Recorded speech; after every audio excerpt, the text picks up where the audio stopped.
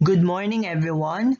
Today I am going to discuss with you the Chinese remainder theorem, which is used to solve systems of linear congruences. Given pairwise co-prime positive integers n sub 1, n sub 2, all the way to n sub k, and arbitrary integers a sub 1, a sub 2, all the way to a sub k, the system of simultaneous congruences x is congruent to a1 mod n1, x is congruent to a2 mod n2, all the way to x is congruent to ak mod nk. It has a solution, and the solution is a unique modulo n, which is the product of all the moduli n sub 1, n sub 2, all the way to n sub k. First example, find x in the system. X is congruent to 3 mod 5, x is congruent to 1 mod 7, and x is congruent to 6 mod 8. Notice that the moduli 5, 7, and 8 are all pairwise co-prime because no pair has a common factor other than 1 itself. The GCD of 5 and 7 is 1, the GCD of 5 and 8 is 1, and the GCD of 7 and 8 is also 1. Therefore, since each pair has a GCD of 1, we can apply the Chinese remainder theorem. And notice also that the value of n is equal to the product of all the moduli. 5 times 7 times 8 is all equal to 280. Take note of that value.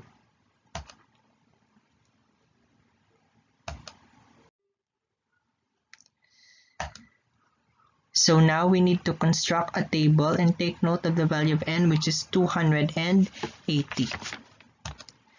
So here, the first column is a sub I, second column is y sub I, the third column is c sub I, and the last column is the product of the three values.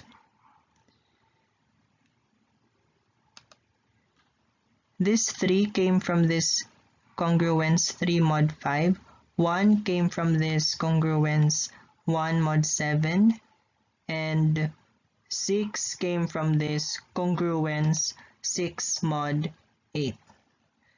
So in case you're wondering, how are we going to get the value of y sub I? All we have to do is to divide 280 by each modulus. So 280 divided by 5 is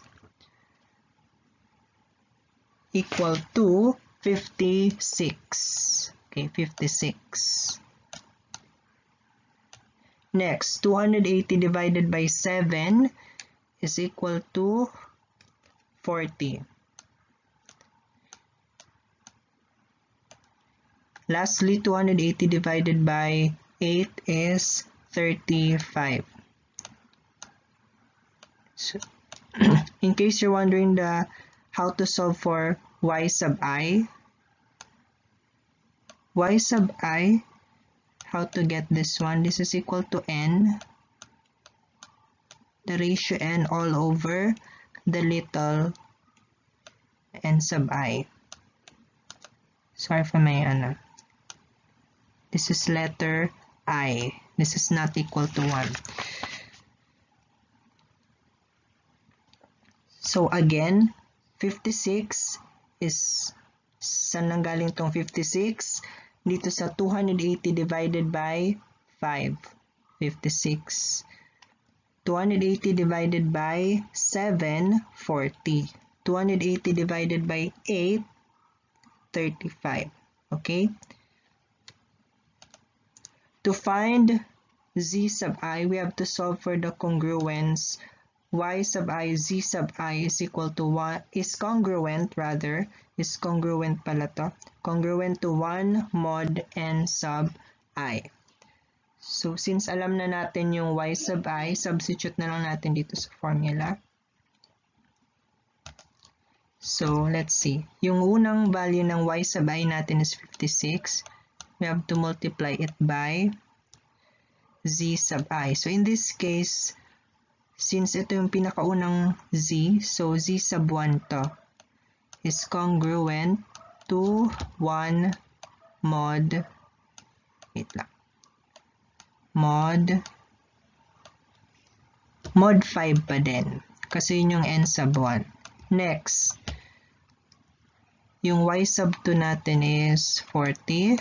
Z sub 2 followed by the z sub 2 is congruent to 1 mod 7. And lastly, 35 times z sub 3 is congruent to 1 mod 8. Presto. And then the next thing that we are going to do is to solve for these three congruences.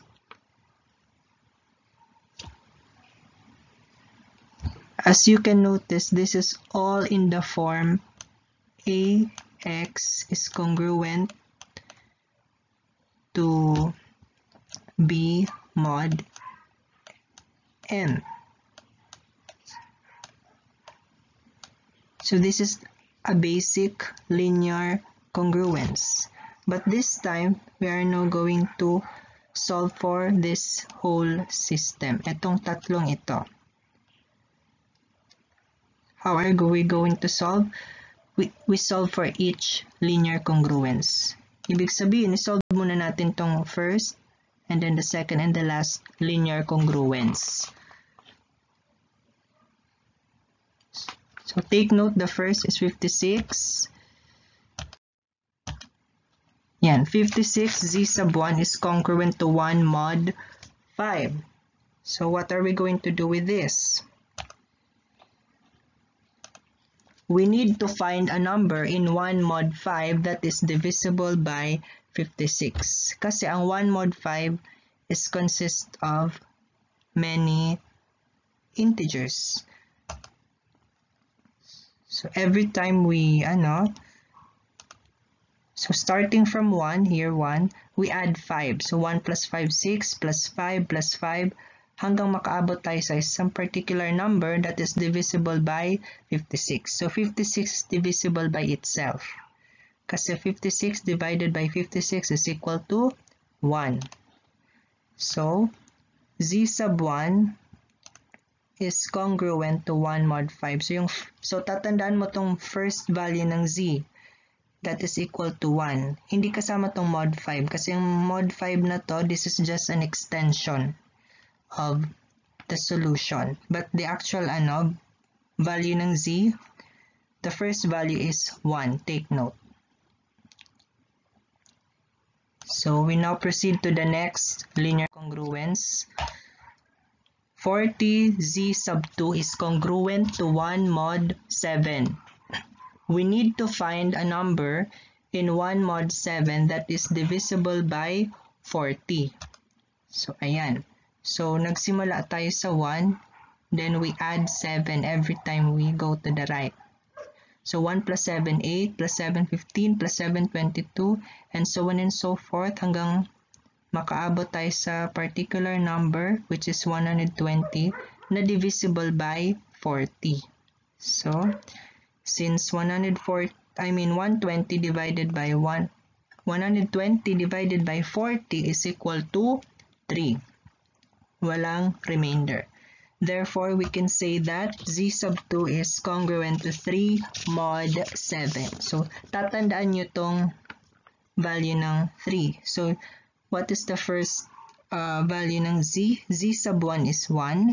Z sub 2 is 3. So, yung unang value natin is 1. Susunod 3. And what is our last value? Tingnan natin. 35 z sub 3 is congruent to 1 mod 8.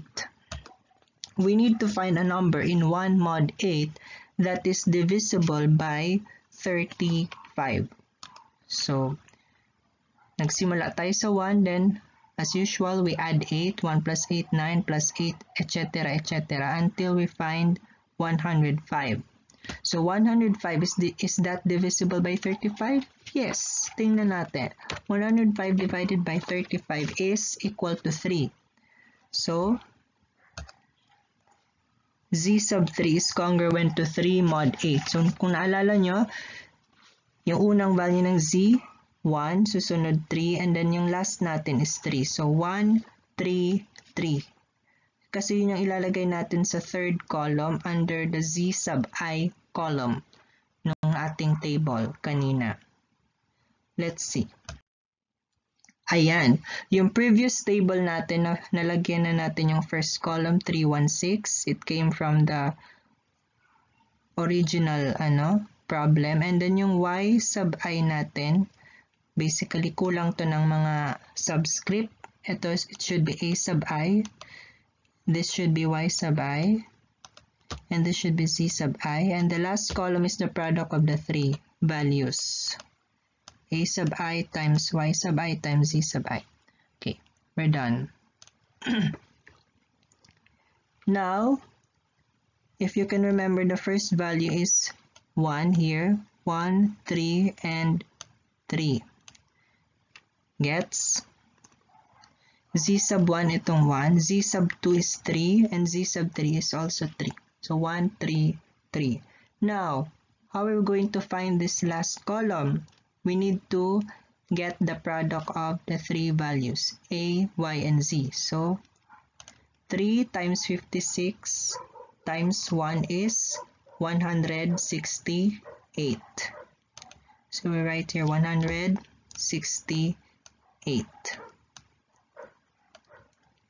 Next, 1 plus 40 is equal to 40 plus 3 is 120. So we write 120. Last, 6 times 35 times 3 is equal to 130. So we write 130. So ano nang gagawin natin? We need to find the total of this last column. So ipa-plus natin to. So 168 plus 120 plus 130 is equal to 918. 918. And we need to attach yung linear congruence. X is congruent to 918 mod. Remember yung value ng n natin? Our value of n is, ilan nga? 280. Very good. Our value of n is 280 from the previous slide. So mod n or mod 280. So ito yung first natin. Kung napapansin nyo, may kakaiba dito kasi masyadong malaki yung value. Can we simplify this further? The answer is yes. Okay. Kung napapansin nyo, 918 mas malaki siya sa 280. So, next slide. Yan. X is congruent to 918 mod 280. Notice that 918 is greater than 280, meaning we have to find a number in 918 mod 280 that is less than 280. So, magsisimula naman tayo dito sa 918. And then, instead na magpa-plus tayo ng 280, magma-minus tayo. Bakit? Ang rason is para mabawasan yung 918. Dapat mas mababa na siya dapat sa 280. Okay? Let's see. So, 918 minus, nagma-minus tayo ng 280. So, that is 638. Minus 280. That is 358. 358 minus 280. That is 78. So, ito yung natin. As you can notice, ito na yung As you can notice, 78 is already less than. Sorry for that. As you can notice, kung napapansin nyo po, 78 is already less than 280. So, we're good to go. 78 is the right number na dapat masubstitute sa, instead na 918 mod 40, ano na kaya? So, the final answer is, x is congruent to 78 mod 280. And that's it. This is our final answer. So take note when determining the final answer, make sure that our b is less than n. Remember b mod n? So this is one of the basic criteria na dapat wag niyong kakalimutan. Next, I have here another example, pero medyo mahirap-hirap na to because it contains a coefficient of x.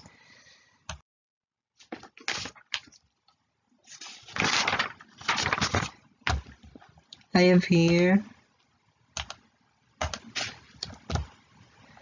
so the second example, you have to solve the system for x is congruent to 5 mod 9. Then 2x is congruent to 6 mod 20. Ayan. This system. So, kanina tatlong linear congruence. Ngayon, dalawa lang muna. Kasi, meron na tayong coefficient ng x. Hindi lang basta x. May katabi ng 4, may katabi ng 2. 4x and 2x. So, first, we need first to solve for the first, ito mo ng 4x congruent to 5 mod 9. Tingnan natin.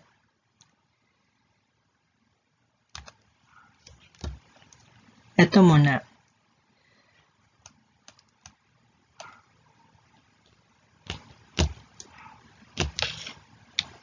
We need to solve for this congruence. We need to find the multiplicative inverse of 4 in this congruence. So, we need this congruence. X is congruent to 1 mod 9. Sorry.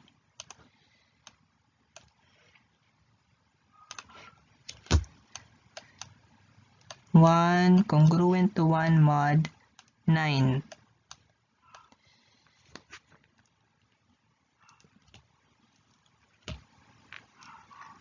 And notice that 4, 5, and 9 have no other common factor other than 1. So, we cannot simplify.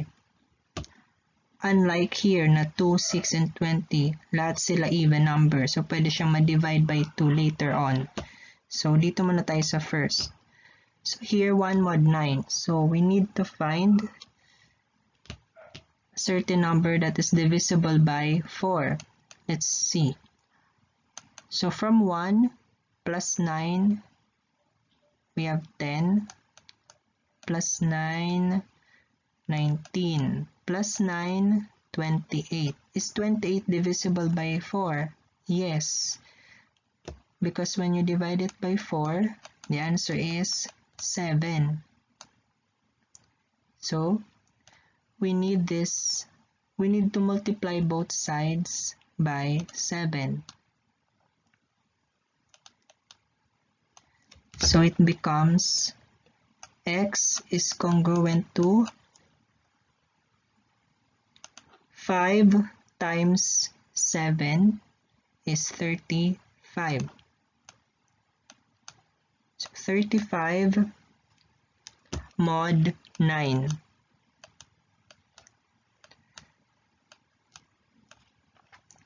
Kasi kung napapansin nyo, 35 is greater than 9. So, kailangan mas mababa sa 9.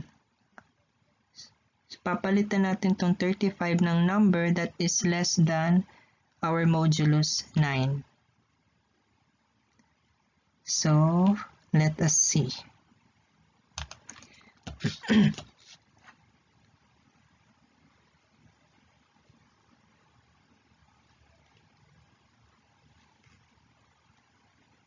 And it turns out,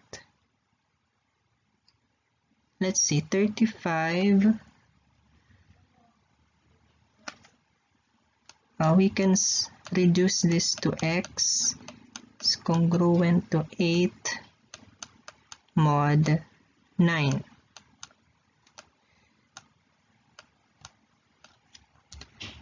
How? Paano natin nakuha? So, nag-minus 9 lang tayo. Okay? So,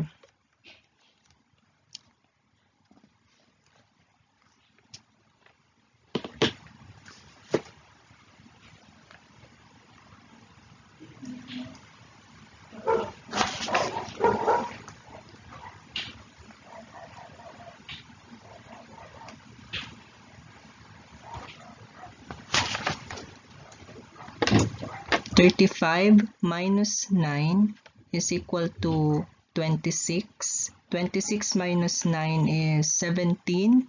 And lastly, 17 minus 9 is 8. Kaya yung sagot natin po dito is from 35 naging 8 mod 9 na lang siya. So, that's it. You're just going to minus 9 paulit-ulit many times. So, T represents the multiplier, how many times na nag-subtract tayo ng 9. So, in this case, 3 beses tayo nag-subtract. So, negative 9 times 3 ito. So, ito po yung ating first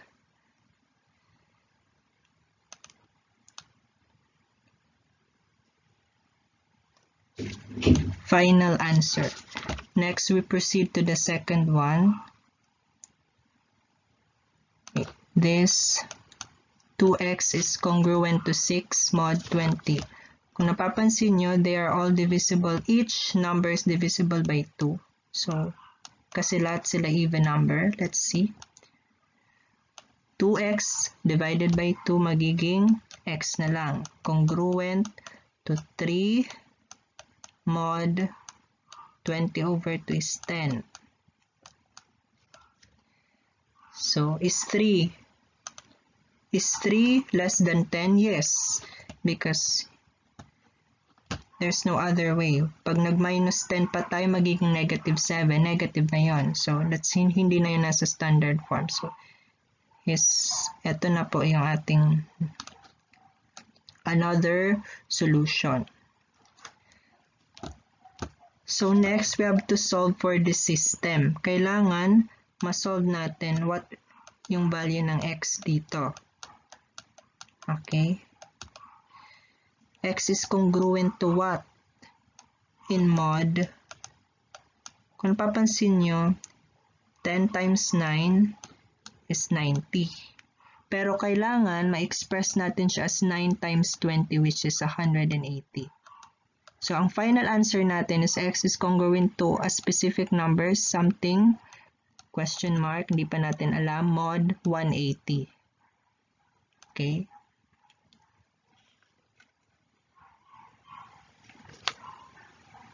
Pero sa ngayon, gagamit muna tayo ng, as of now, since sinimplify natin sa mod 10 instead of mod 20, so yung ano muna natin, 9 times 10 which is 90. So mod 90 muna po. Mod 90.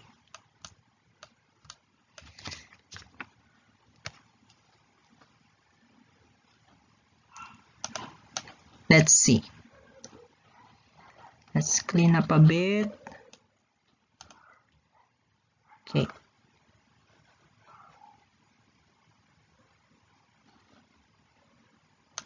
So just remember these two.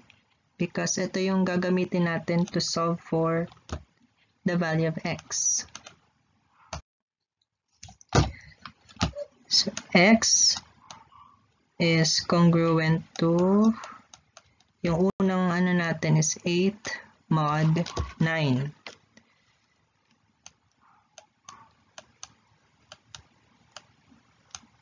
Mod 9. The second congruence is x congruent to 3 mod 10.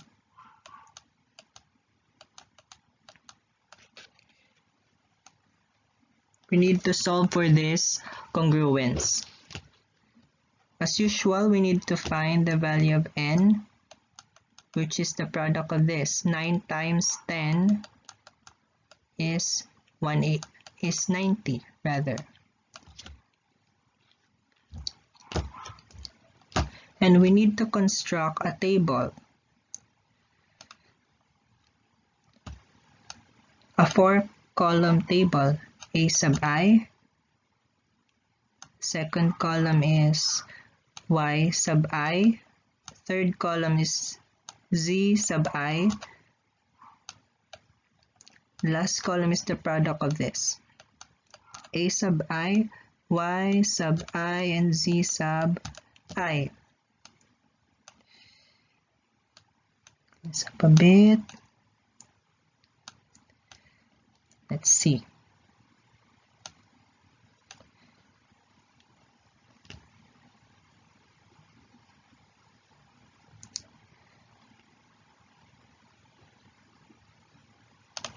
Dito sa first column, a sub I is equal to 8 and 3. So, let's see. We have 8 and 3. For y sub I, all you have to do is to use the value of n. So, yung y sub I natin,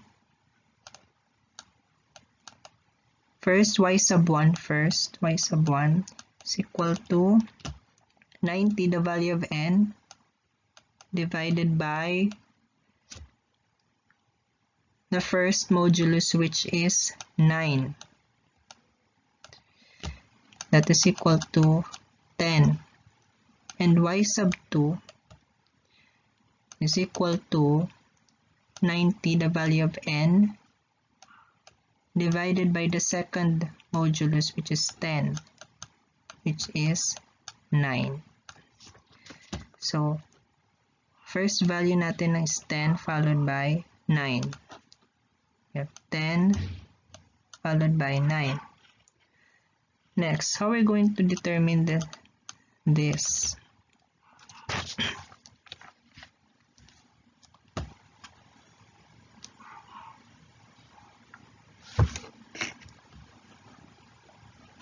So we need to,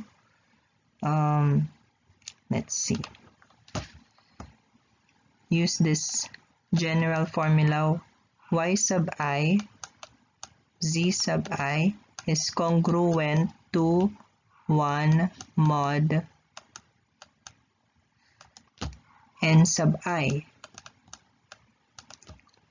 So y sub 1, yung first value natin is 10. Z sub 1, that's the first z, is congruent to 1 mod 9. 9 because that's the first, ito po, the first modulus. So as you can notice, 1 plus 9, when you add 9, plus 9, that becomes 10, and 10 is divisible by 10, equals 1. Therefore, you can rewrite this as, pwede mo siyang masulat as z sub 1 is congruent to 1 mod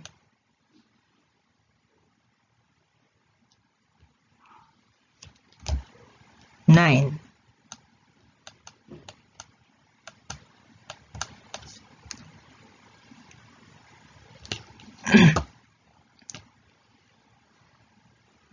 clean this up a bit.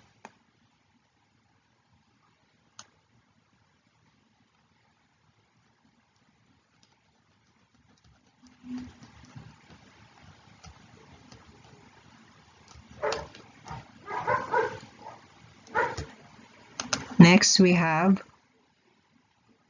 ito naman 9. Y sub 2 is 9. Y sub 1 is 10. So, 9 Z sub 2 is congruent to 1 mod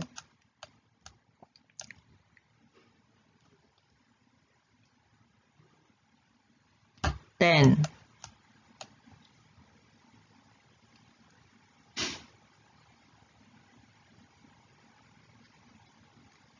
Okay, so we need to find a number in 1 mod 10 that is a multiple of 9 or divisible by 9. So let's see. We have 1 plus 10, 11, plus 10, 21, plus 10, 31. So you know the fact, 41, 51. Let's see. Pag pinagpatuloy natin, 61 plus 10, 71 plus 10, 81. Look, is 81 divisible by 9? Yes, kasi 81 divided by 9 is 9. No remainder. Remainder of 0. So that's it. So etong 9. Therefore, we can say that this can be rewritten as Z sub 2 is congruent to, remember yung 81 natin divided by 9 is 9. Therefore, 9 mod 10. So, the first value is 1. Yung ilalagay natin dito. Clean this up a bit. So, Z sub 1 is 1. And Z sub 2 is 9.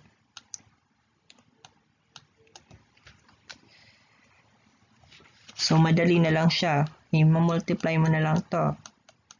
8 times 10 times 1 is 80.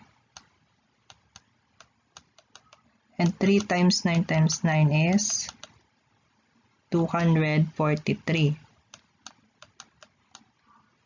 Let's clean this up a bit.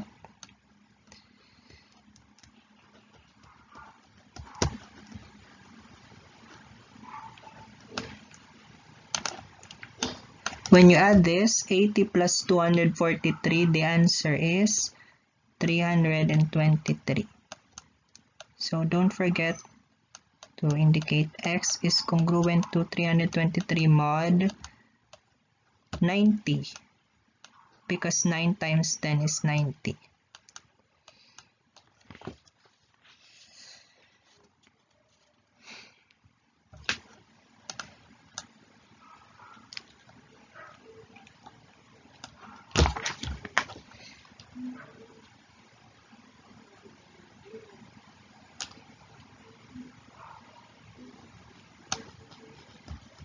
And then again, 323 is greater than 90. So, magbabawas kailangan dapat ng 90 until you arrive at a number less than 90. So, ang gagawin natin dito is 323 minus 90, paulit-ulit, minus 90, minus 90, minus 90. Ilang beses kang magbabawas ng 90. So, para yung 323 magiging x is congruent to 53. 53 mod 90. Is 53 less than 90? Yes. Mas mababa na siya kaysa kay 90.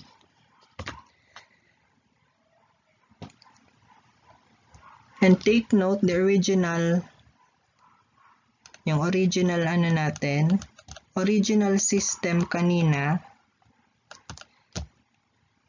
which is 4x congruent to 5 mod 9 and ang isa pa 2x congruent to 6 mod 20. In case you're wondering, yung value, yung original na n talaga dito, yung original value of n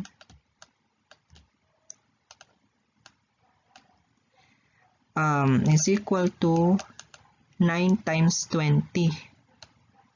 Ito yun, 9 times 20, which is 180. So, ano kaya? So, instead na mod 90, gagawin nating mod 180. So, paano yun? Ganito lang siya. Okay, clean this up a bit. So, x, yung final answer natin is this one. Our final answer consists of two congruences. Final answer natin is x is congruent to 53, pero hindi na siya mod 90. It should be congruent to 53 mod 180. Kasi 180 yung original ano natin. So, 53 mod 180. Mod 180. Meron pang isa kasi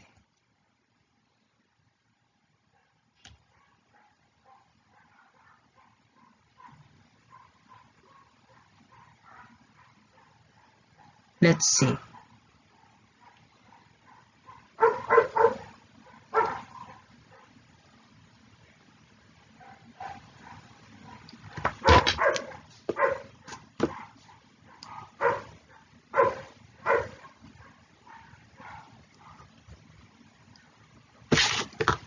And then when you add 53 and 180, that is also another solution. 53 plus 180, that is 143 mod 180.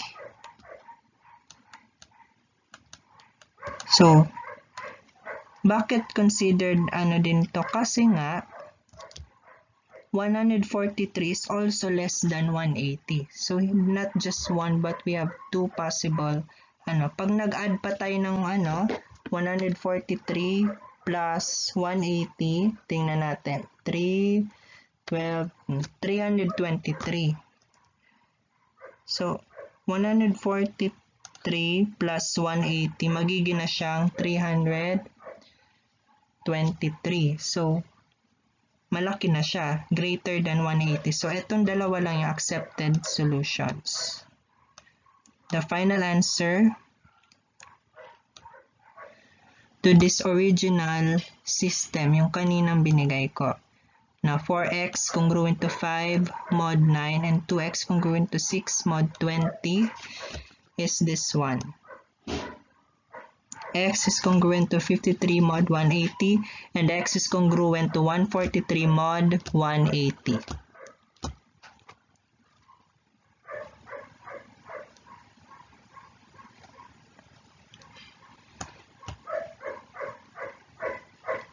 So I hope you learned something from this PowerPoint presentation. Thank you so much for listening and have a great day ahead of us.